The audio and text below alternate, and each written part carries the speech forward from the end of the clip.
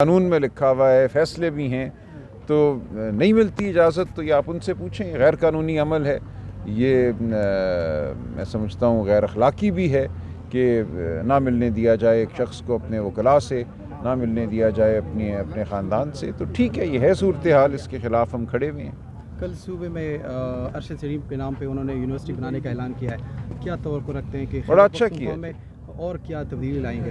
دیکھیں، ہم سمجھتے ہیں کہ جو ہمارے جمہوری حقوق ہیں، آئینی حقوق ہیں، آزادی صحافت کے حقوق ہیں، ان سب کے لیے خیبر پختونخوا میں کام ہونا چاہیے. اور جس یونیورسٹی کا انہوں نے اعلان کیا ہے ارشد شریف شہید کے حوالے سے، بہت خوش آئند بات ہے. ہمیں ان لوگوں کو، ان صحافیوں کو عزت دینی ہے جو حق بات کرتے ہیں، جو کسی دباؤ یا لالچ کے تحت اپنی بات نہیں کرتے. تو یہ انتہائی اہم ہے. کسی بھی معاشرے کی جو ایک آپ کہہ لیجئے فکری اور روحانی صحت ہے، اس کا دار و مدار سچ پہ ہے اور سچ کہنے پر ہے. سلمان اکرم راجہ صاحب آزاد، کیونکہ خیبر پختونخوا میں نئی کابینہ بننی ہے، اس کا ابھی تک اعلان نہیں ہوا، تو کب تک یہ بن جائے گی اور اس حوالے سے پارٹی کا کیا لائے عمل؟ دیکھیے، میں نہیں جانتا، میرا اپنا اندازہ یہ ہے کہ بہت دیر نہیں لگے گی.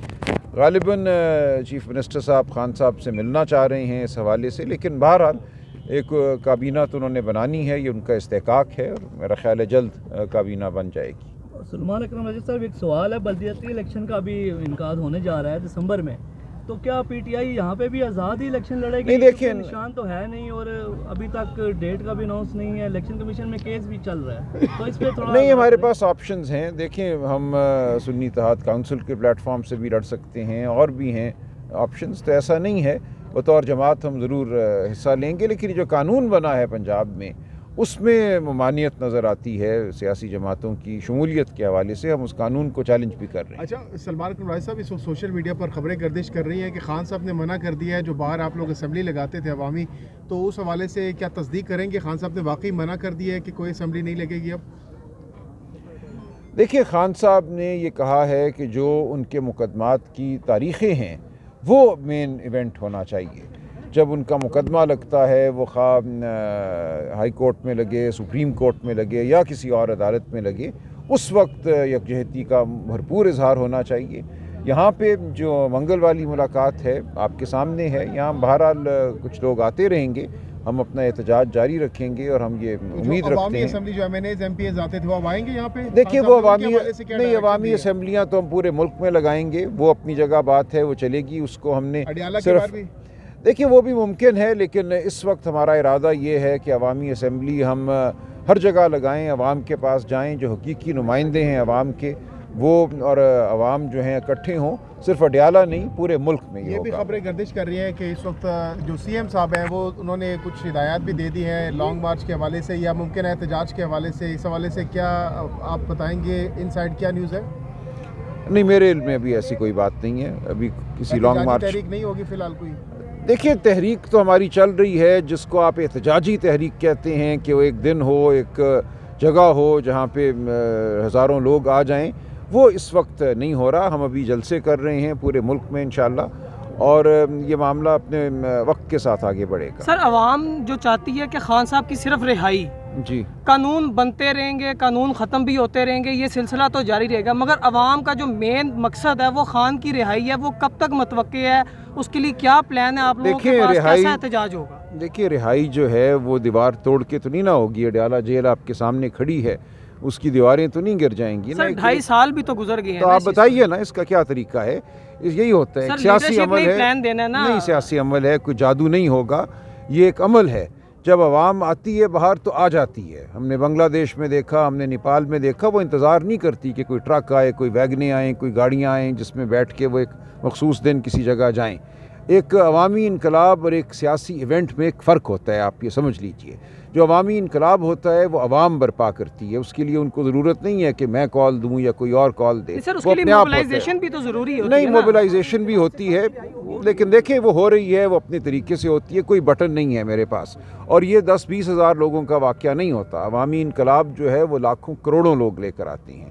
وہ تب ہوتا ہے جب ہر بچہ، ہر بوڑھا، ہر جوان اپنے گھر سے خود باہر نکلتا ہے. बेताब होकर बाहर निकलता है, इंतज़ार नहीं करता। जब हर शख्स अपने आप को खुद लीडर समझता है। सलमान अग्रवाल साहब, पिछले 2-2.5-3 साल हो गए आप लोगों को जो देखिए ये अमल जारी है ना, ये अमल जारी है। तो आज तक नहीं निकले। चले ये अमल जारी है।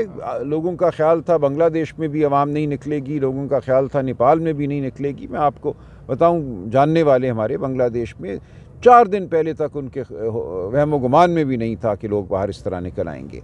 तो ये एक लावा होता है जो कभी फट पड़ता है, और हम समझते हैं कि इस मुल्क में जुल्म इस हद तक बढ़ चुका है, नाइंसाफ़ी बढ़ चुकी है। अवाम के निकलने का कब तक आप लोग इंतज़ार करते रहे? देखिए हम अवाम को पुकारते रहेंगे, लेकिन हम ये समझते हैं, देखिए अवाम बाशऊर है, अवाम मौजूद है, हम मौजूद हैं, हम खड़े हुए हैं।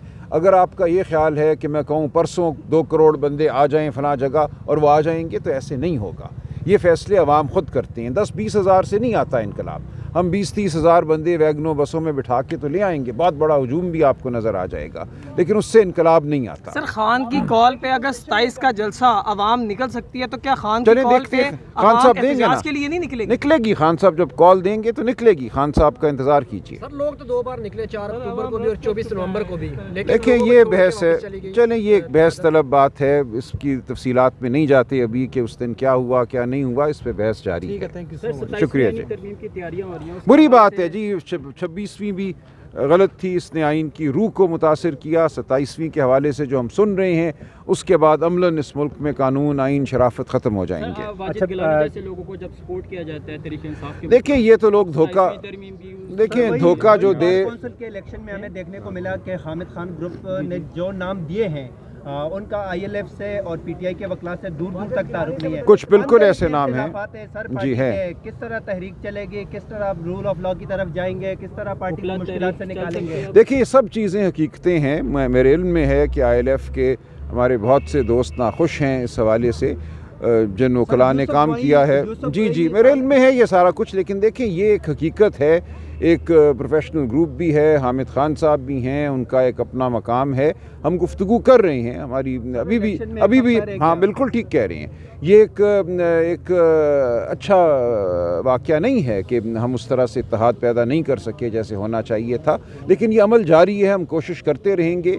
लोग अपने अपने मौक़िफ़ पर खड़े हो जाते हैं। मैं कोशिश कर रहा हूँ कि इस बार काउंसिल के इंतखाब के लिए मुतफ़िक़ा उम्मीदवार जो हैं हमारी तरफ से वो पेश किए जाएँ। शुक्रिया जी। अच्छा सलमान साहब बताइएगा, क्या नॉर्थ रीजन में या पंजाब में किसी हिस्से में कोई तब्दीलियाँ हो रही हैं 2-3 दिन? देखिए सेंट्रल पंजाब में तो नए सदर अली इम्तियाज़ वड़ाइच साहब मुकर्रर हो गए हैं ना, इसके अलावा कोई तब्दीली हो रही है या नहीं हो रही वो इस वक्त मेरे इल्म में नहीं। उम्मीद की किरण नजर आ रही है खान साहब की रिहाई के हवाले से? जी आ रही है किरण। देखें उम्मीद आप हैं, वकला से पूछते हैं, वो कहते हैं कि 2 महीने, 3 महीने, 4 महीने।